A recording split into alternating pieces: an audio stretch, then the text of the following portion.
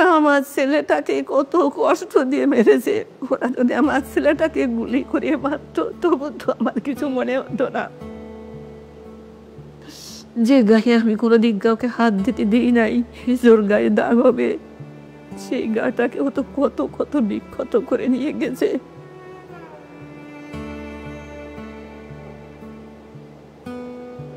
মানে আমার এখনো মনে আছে যে আমি জাস্ট ভাইয়ের পাড়ের দিকে ধরছি, আমি ভাবছি মনে কিছু পাবো, বাট আমি গ্রিপ করতে যাই দেখি কিছু নাই, সব কিছু গলা। জাস্ট হাত দিতে যাই হচ্ছে আমি জাস্ট গ্রিপ করতে পারছি, এত ওয়েট বাট কোনো কিছু নাই, সব কিছু একদম পুরো বডি গলে গেছে।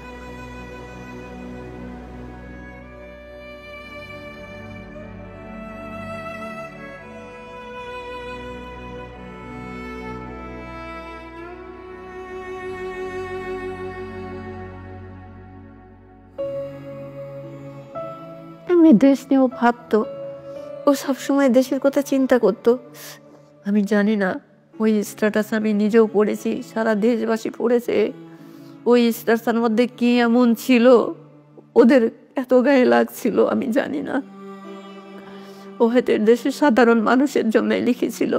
ও তো চলে গেছে, তিস্তা নদীর পানির সমাধান কি হয়েছে, হয় নাই, কিন্তু কেন লিখছিল আর কেনই বা ওকে এত নির্মমভাবে জীবন দিতে হয়েছে আমি জানি না।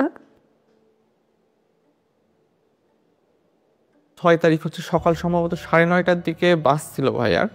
তো বাসে হলে আসতে আসতে প্রায় 4:30টার মতো বেজে গেছিল। তো আম্মু আর কি খাবার দিয়ে দিয়েছিল ভাইয়াকে। তো ভাইয়া ওইগুলা খেয়ে দিয়ে একটু রেস্ট নেওয়ার জন্য আর কি বিছানায় বসছে। তো এর মধ্যে আর কি ভাইয়ার হচ্ছে কাছের বন্ধুরা, ভাইয়ের ব্যাচেরই, তো এরকম এসে ভাইয়াকে বলছে যে বড় ভাইরা তোকে ডাকছে, একটু উপরে আয়, আর সাথে ল্যাপটপ আর মোবাইলটা নিয়ে আয়। ভাইয়া তখন শুনে বলছে কি ব্যাপার, মানে কোনো সমস্যা? তো বলছে আরে আয় উপরে আয়, আসলেই মানে জানতে পারবি।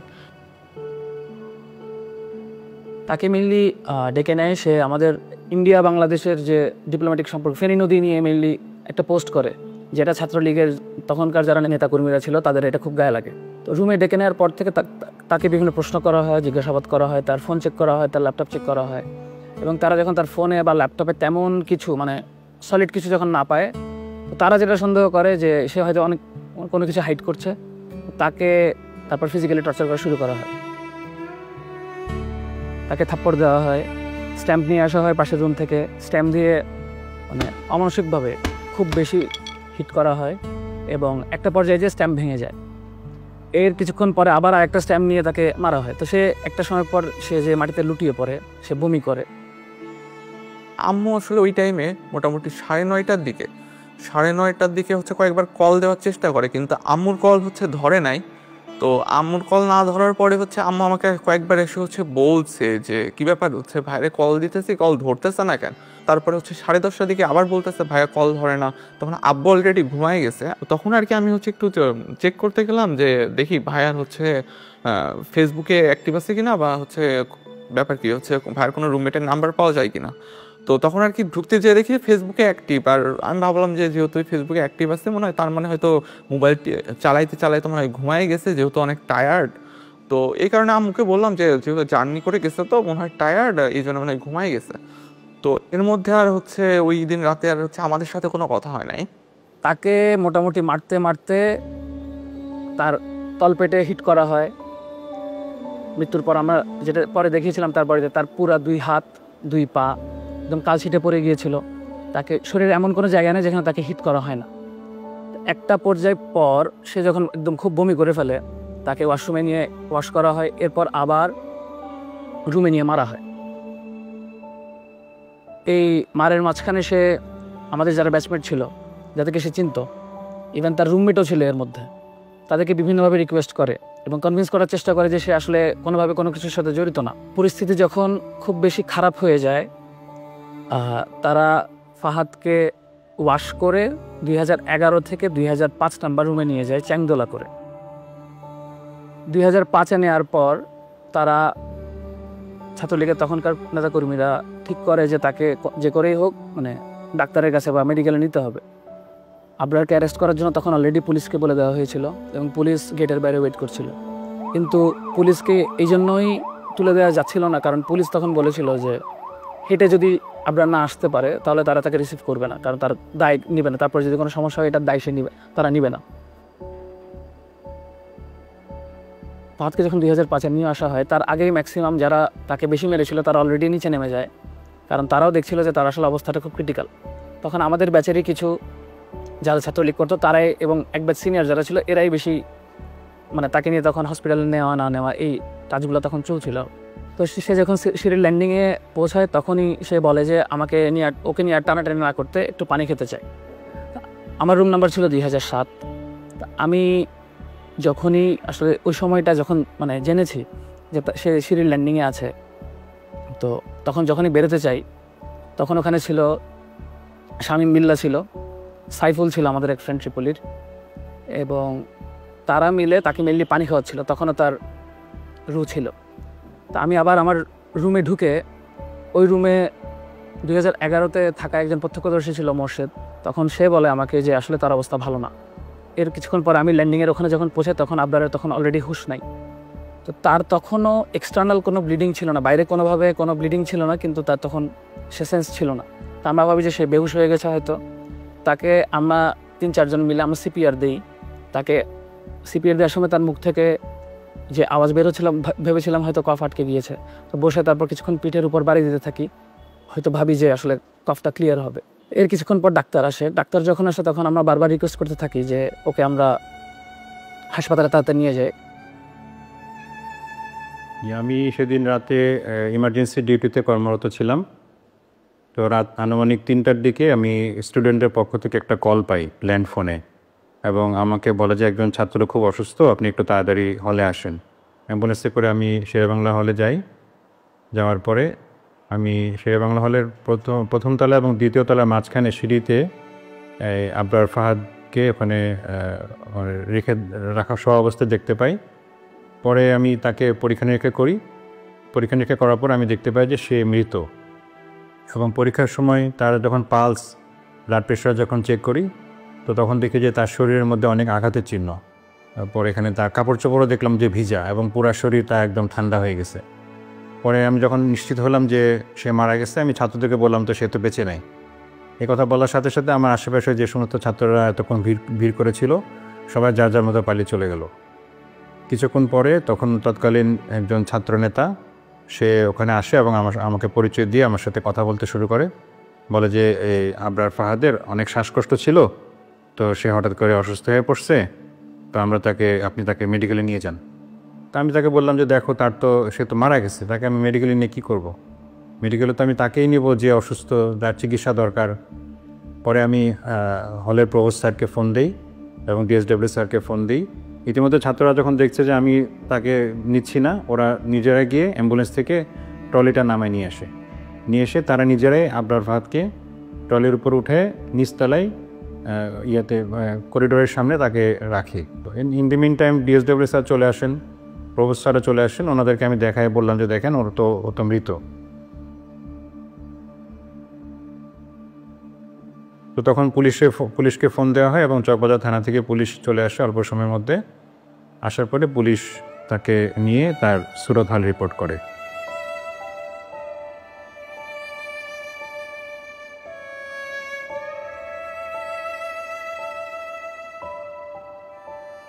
যেখানে একজন ডাক্তার এতটুকু মেরুদণ্ড দেখাইতে পারছে, সেখানে আমাদের ডিএসডব্লিউ স্যার তখন রুম থেকে বের হয়ে গেছেন স্টুডেন্টের কথা না শুনে, শুধুমাত্র ওই খুনিদের কথা শোনার জন্য। তখন যে আমাদের বইয়ের ছাত্রলীগের যে সেক্রেটারি, আমাদের শেরে বাংলা হলের যে ছাত্রলীগের সভাপতি রাসেল, 1 নম্বর আসামি আমাদের এই মামলা, সে ডিএসডব্লিউ স্যারের সাথে একদম নর্মালি ফ্র্যাঙ্কলি কথা বলছিল, এবং কেমনে ঘটনাটা কেমনে সলভ করা যায় বা কেমনে ইজি করা যায় এই ব্যাপার, তাদের কথাবার্তার মধ্যে কোনো ধরনের রিগ্রেট ছিল না, কোনো অনুশোচনা ছিল না, কোনো ভয় ছিল না। আমরা তখন আমাদের নিজেদের রুমে, এবং তখন পরিস্থিতিটা আসলে এমন যে আমরা জেনারেল স্টুডেন্টরা যে একটা প্রতিবাদ করবো, এতটুকু মেন্টাল সিচুয়েশন, এতটুকু সাহস আমাদের কারোর মধ্যে ছিল না। পরবর্তীতে আমি নিজে অবাক হয়ে যাই যে আমি কীভাবে ওই সময় নিজেকে ধরে রাখছিলাম, যে একটা ডেড বডির সামনে এবং এতগুলো ছাত্র সামনে আমি কথা বলতেছি। তারা হয়তো আমার গায়ে হাতও তুলতে পারতো, কিন্তু আমি কেমনে জানি ওই সময় নিজেই কেমনে জানি প্রিপেয়ার্ড হয়ে গেছিলাম। পরবর্তীতে যখন সময় যেতে থাকে আমার কেমন একটা মনের মধ্যে ভয় কাজ করতেছিল যে আমি কি করলাম, আসলে কি কাজটা ঠিক করলাম নাকি ভুল করলাম, হ্যাঁ না কি করা উচিত ছিল। তারপর ভোরে যখন আমরা উঠি 4:30টার দিকে, ওঠার পরে এখন থেকে একটা কল আসলো, আমি নামাজে দাঁড়াইছি ওই সময় ফজরের সুন্নত করার জন্যে। আর ওই সময় একটা ফোন আসে, ফোন আসার পরে কি আবার জিজ্ঞাসা করে আমরা ফাদ কী হয়, কী কোথায় লেখাপড়া করে, বিভিন্ন প্রশ্ন করার পর কয় সে খুব অসুস্থ, মারাত্মক অসুস্থ, আপনি যদি কোনো আত্মীয় স্বজন ঢাকায় থাকে তারপর ঢাকাতে ওই ঢাকা মেডিকেলে সে আছে, মেডিকেলে পাঠিয়ে দেন। ফজরের আজানের সম্ভবত কিছুক্ষণ পরে আব্বু আমাকে ঘুম থেকে রেখে বলতেছে যে এই হচ্ছে ভাইয়া নাকি খুব অসুস্থ, ঢাকা মেডিকেলে নিয়ে গেছে, বইয়ের থেকে কল দিছিল, তুই দেখ তো ভাইয়ার রুমমেটদের কারো নাম্বার হচ্ছে আছে কিনা, থাকলে দে একটু কথা বলি। তো আমার কাছে হচ্ছে ভাইয়ার রুমমেটদের কোনো নাম্বার ছিল না, বাট আমি হচ্ছে চিন্তা করলাম যে দেখি যে ফেসবুক থেকে হচ্ছে কোনো নাম্বার পাওয়া যায় কিনা প্রোফাইল থেকে। তো ফেসবুক প্রোফাইলে যাওয়ার সময়, ভাইয়ার রুমমেটের ফেসবুক প্রোফাইলে যাওয়ার সময় আমি দেখতে পাই যে হচ্ছে ফার্স্টে একটা পোস্ট যে হচ্ছে আমাদের 17 বছরের শিক্ষার্থী আবরার ফাদার নেই, আমরা তার লাশ উদ্ধার করছি সিঁড়ির নিচ থেকে, আমরা জানি না তার কিভাবে কি হয়েছে, আমরা এর বিচার চাই। আমার যেন এখনো সবচেয়ে বড় কষ্ট হয়। ওকে যখন মেরেছে তখনও হয়তো মা বলে চিৎকার দিতে পারি নাই।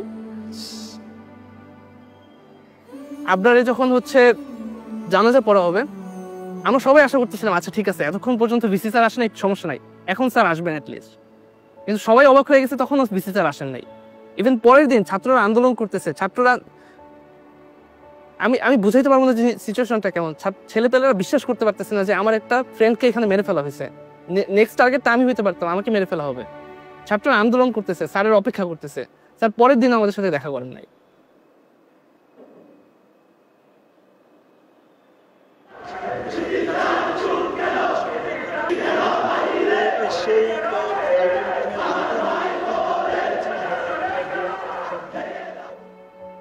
ইভেন আমরা একটা মিটিং করি ভিসি স্যারের সাথে তখন 11 অক্টোবর। ওই মিটিংটা হচ্ছে সব মিডিয়াও প্রচার করছে। মিটিংয়ের সময় আমরা ভিসি স্যারকে জিজ্ঞেস করি যে স্যার আচ্ছা ঠিক আছে, আপনি মেনে নিচ্ছেন যে ছাত্র রাজনীতি আপনি নিষিদ্ধ করবেন, ঠিক আছে আমরা মেনে নিতেছি, কিন্তু এটা কি চিরস্থায়ী হবে? তখন ওনার উত্তর ছিল যে চিরস্থায়ী তো তুমিও না আমিও না। একটা ছেলে মারা গেছে, তখন উনি এই কনফিডেন্সটা বা এইটুকু চেতনা তার মধ্যে জাগ্রত হয় না যে সে বলবে না আমি চেষ্টা করবো, আমি যতদিন আছি এই জায়গায় আমি কখনোই ছাত্র রাজনীতি ঢুকতে দেবো না।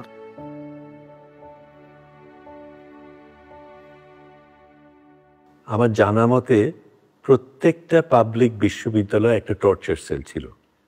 কি ধরনের একটা শিক্ষা প্রতিষ্ঠান গড়ে উঠতে পারে যেখানে তার মধ্যে টর্চার সেল থাকাটা তার একটা আবশ্যক অংশ? আমাকে যদি প্রশ্ন করেন যে আপনার আসলে অপরাধটা কি, তাকে কেন এভাবে হত্যা করা হয়েছে, প্রথম পয়েন্ট যেটা আসবে সেটা হলো সে বাংলাদেশের স্বার্থ বিরোধী যে কাজগুলা গত সরকার করতো, গত আওয়ামী লীগ সরকার যে কাজগুলো করেছে তার প্রতিবাদ করা, তার নাম্বার 1 পয়েন্ট। ধর্ম পালন আর দেশের স্বার্থে কথা বলার বাইরে আসলে আবরার ফাদারের আর কোনো অপরাধ ছিল হচ্ছে কাইন্ড অফ, যদি বলি এই বাংলাদেশে জন্ম নেওয়া, কাইন্ড অফ জিনিসটা আসলে এরকমেরই হয়ে গেছে, আর বইটা ভর্তি হওয়া।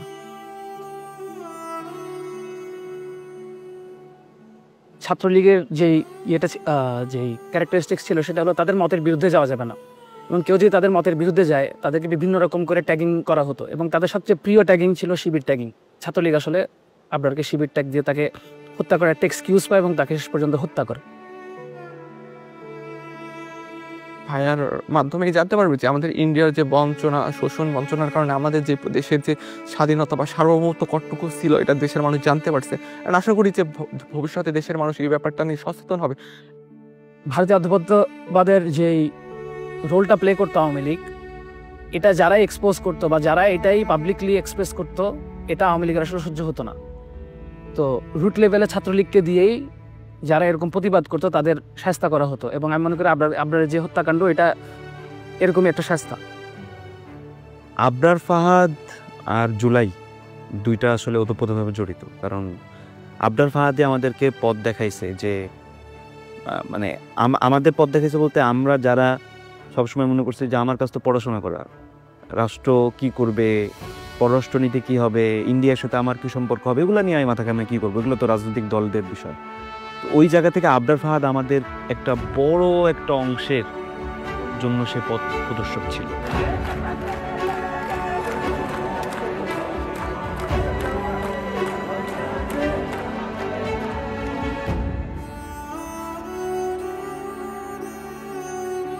ওরা বলে যে আমাদেরকে আবরার পথ দেখায় দিয়ে গেছে, এটা মনে হয়তো আল্লাহ তাআলারই ইচ্ছে এটা।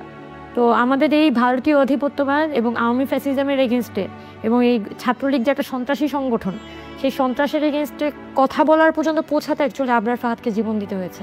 এবং এই যে জুলাই গণঅভ্যুত্থান হয়েছে, ফাহাদ এভাবে যদি আসলে আবরার ফাহাদ মারা না যেত, তাহলে আমাদের সাধারণ ছাত্রদের যে চৈতন্যটা এত বড় নাড়া আসলে খেত না। এবং এই জুলাই গণঅভ্যুত্থানে আবু সাইদ মারা যাওয়ার আগ পর্যন্ত আমাদের ইমাম কে ছিল? আমাদের ইমাম ছিল আসলে আবরার ফাহাদ।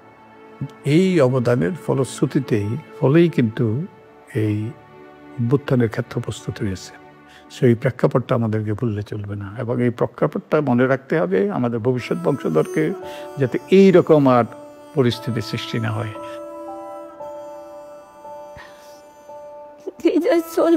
আমাকে ছেড়ে চলে গেছে, একবার মনে হচ্ছে না আমাকে ছেড়ে চলে আসছে।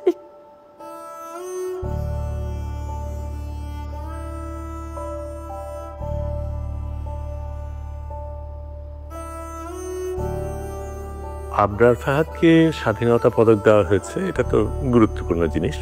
স্বাধীনতা পদক আমাদের সর্বোচ্চ পদক নাগরিকের জন্য। আমি তাকে মুক্তিযোদ্ধা বলবো, কারণ সে দেশের জন্য প্রতিবাদ করেছে, দেশের জন্য লড়াই করেছে।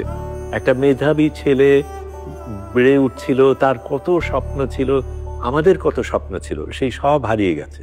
সেটাকে তো একটা পুরস্কার দিয়ে সেটা করা যাবে না। তবে এটাকে যে স্বীকৃতি দেওয়া হয়েছে সেটা আমি সাধুবাদ জানাই। সবচাইতে ভালো স্বীকৃতি কিনা আমি জানি না। আমি মনে করি যদি সত্যিকার অর্থে আমরা দেশটাকে বদলাতে পারি, এমন একটা দেশ গড়তে পারি যেখানে আরেকবার আবরার ফাহাদের মতন আরেকজন জান দেবে না, সেটাই হবে তার জন্য সবচেয়ে বড় পুরস্কার।